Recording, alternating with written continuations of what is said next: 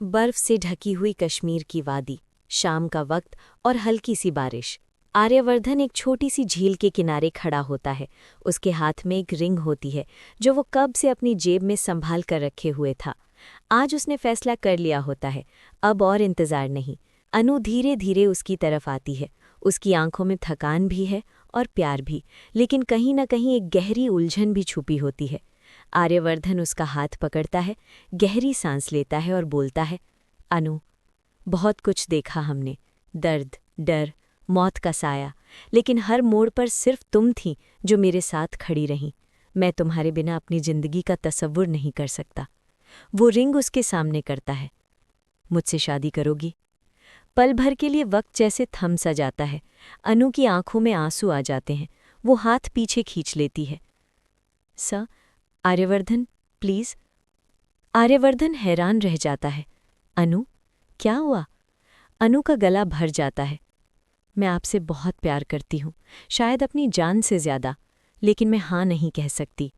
ये अल्फाज आर्यवर्धन के सीने पर पत्थर की तरह गिरते हैं। क्यों अनु? बताओ मुझे। अनु नज़र झुकाकर बोलती है, क्योंकि मेरे प्यार के साथ जिम्मेदारियां भी जुड़ी हैं। मेरे पापा का वादा, मेरी मजबूरियां, मैं अपने दिल के लिए किसी और का भरोसा नहीं तोड़ सकती। आर्यवर्धन की आंखों में दर्द साफ नजर आता है, लेकिन वो अपनी आवाज़ को संभालता है। तो मैं तुम्हारा इंतज़ार करूं? अनु आंसुओं के साथ सिर्फ इतना कहती है, मुझे माफ़ कर दीजिए, शायद मैं इस लायक ही नहीं हूं। वो वहां से चली जाती है और आर्यवर्धन अकेला रह जाता है। रिंग अभी भी उसके हाथ में होती है। दूर कहीं मीरा ये सब देख रही होती है और उसके चेहरे पर एक अजीब सी मुस्कुराहट आ जाती है।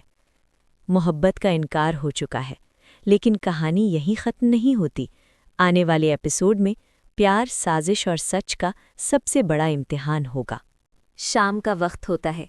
कश्मीर की वादी में सूरज धीरे धीरे डूब रहा होता है, बिल्कुल उस उम्मीद की तरह जो अनु के दिल में कभी रोशन थी। अनु होटल के लॉन में अकेली बैठी होती है, आंखों में आंसू और हाथ में अपना फ़ोन। मीरा की वार्निंग उसके दिमाग में बार बार गूंज रही होती है।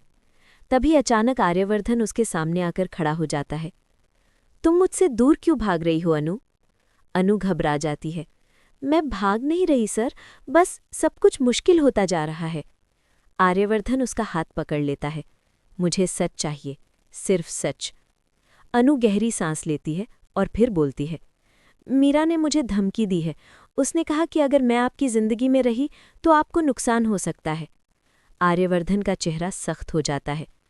तुमने ये बात मुझसे छुपाकर मेरी हिफाजत नहीं की अनु, बल्कि मुझे और कमज़ोर समझा।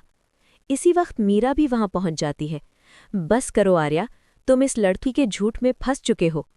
अनु आंखों में आंसू लिए मीरा की तरफ देखती है। ये झूठ नहीं है, मैं आपसे दूर सिर्फ इसलिए हूं क्योंकि मैं आर्यवर्धन को खोना नहीं चाहती। मीरा हंसकर कहती है, तुम खुद नहीं चाहती कि वो तुम्हारा हो और इल्ज़ाम मुझ पर डाल रही हो। आर्यवर्धन जोरदार आवाज में बोलता है, बस, अब बहुत हो गया। वो मीरा की तरफ देखता है।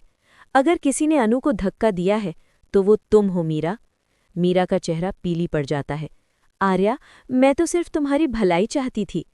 आर्यवर्धन ठंडी आवाज में कहता है, भलाई प्यार से होती है, सजिश से नहीं। अनु की आंखों में उम्मीद की एक हल्की सी चमक आ जाती है, लेकिन उसी पल उसके फ़ोन पर एक मैसेज आता है, अगर आज तुम आर्यवर्धन के साथ रहीं तो कल सुबह तुम दोनों अलग होंगे। अनु समझ जाती है, ये जंग अब सिर्फ दिलों की नहीं रही। सच सामने आ चुका है, लेकिन खतरा अब और बड़ा है। आने वाले एपिसोड में होगा एक शॉकिंग डिसीजन जो सब कुछ बदल देगा।